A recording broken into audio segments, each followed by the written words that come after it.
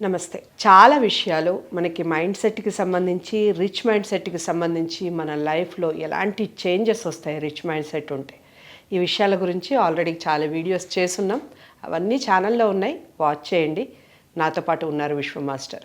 నేను ప్రతి ప్రోగ్రాంకి ముందు ఒక విషయాన్ని ఖచ్చితంగా చెప్తున్నాను.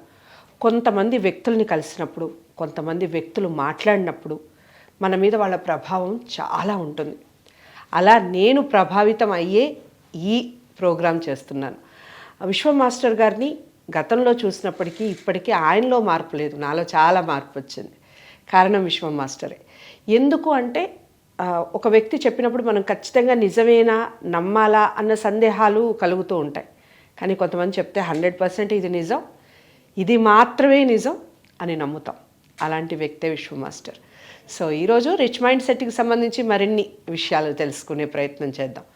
మీరు రిచ్ మైండ్ సెట్ అంటే ఏమిటి, ఎలా అనేది మళ్ళీ కామెంట్స్లో చెప్పకండి. దానికి సంబంధించిన వీడియోస్ అన్నీ ఉన్నాయి ఛానల్లో.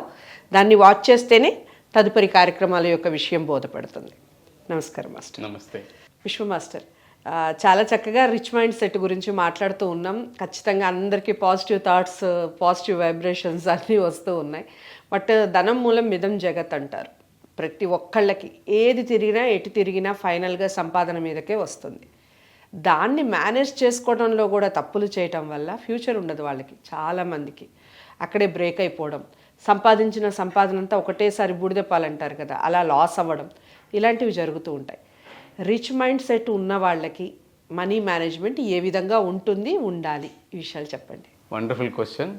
సో ఇవి మా స్టూడెంట్స్కి నేను చాలామందికి చెప్పాను, సింపుల్గా వాళ్ళకి అర్థమయ్యేటట్టు. సో దీన్ని మన ఛానల్ ద్వారా అందరికీ తెలియచేద్దాం. ఈ పూర్ మైండ్ సెట్ ఉన్న వాళ్ళు ఏం ఆలోచిస్తారంటే, ఎక్కువ డబ్బులు సంపాదిస్తే ట్యాక్స్ రూపంలో వెళ్ళిపోతుంది, ట్యాక్స్ కట్టాల్సి వస్తుంది అని బాధపడుతుంటారు.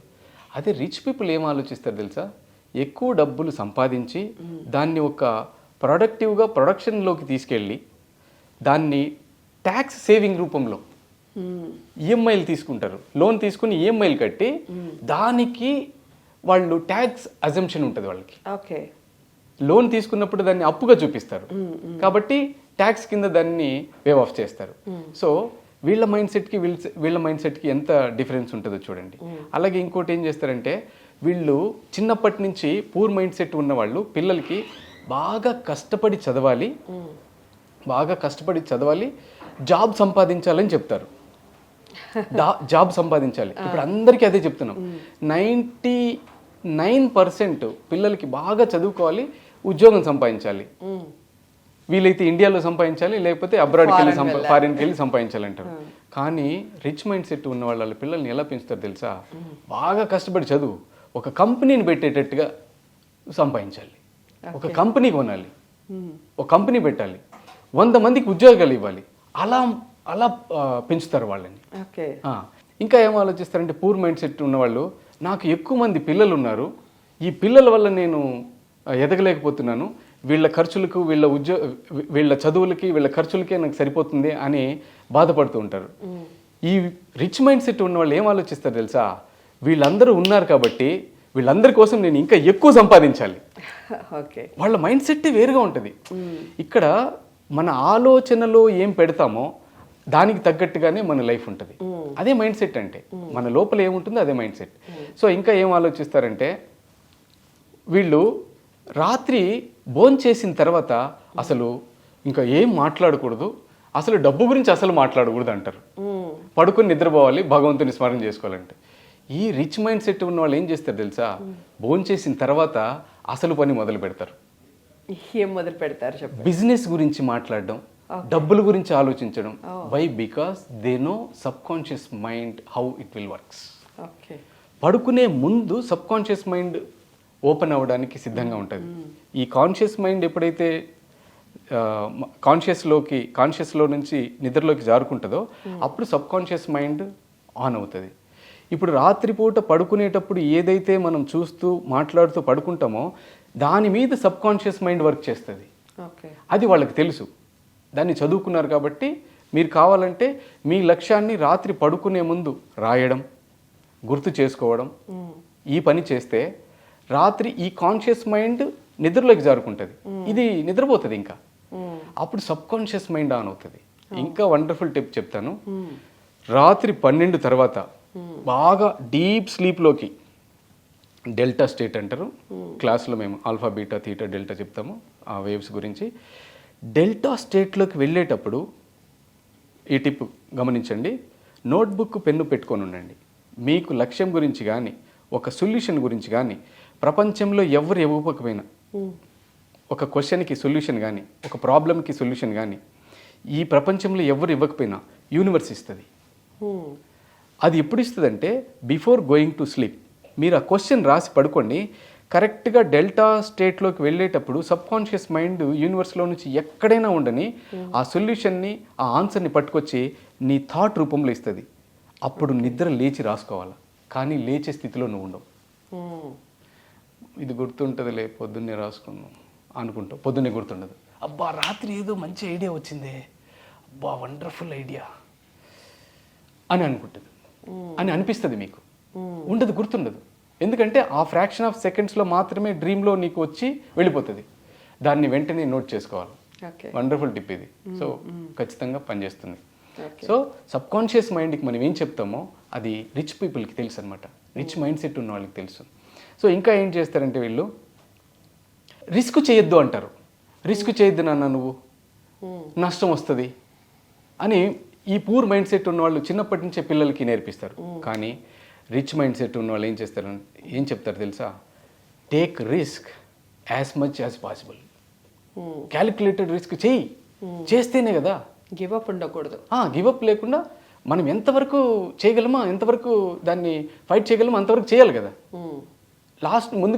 లాస్ట్ వరకు పోరాడకుండా ముందుగానే వదిలిపెట్టేస్తే అట్లా వదిలిపెట్టకూడదు అనమాట. వీళ్ళు వదిలిపెట్టరు, ట్రై చేయమంటారు. ఏదైనా వస్తే మేము వెనకాల ఉన్నామంటారు. అట్లా పిల్లల్ని వాళ్ళు ముందుగానే మోటివేట్ చేస్తారనమాట. ఇంకా ఏం చేస్తారంటే, ఇంకొక అద్భుతమైనటువంటి పూర్ మైండ్ సెట్ ఉన్న వాళ్ళు చేసే మిస్టేక్ ఏంటంటే, సొంత ఇల్లు ఉంటే చాలు అనుకుంటారు వీళ్ళు.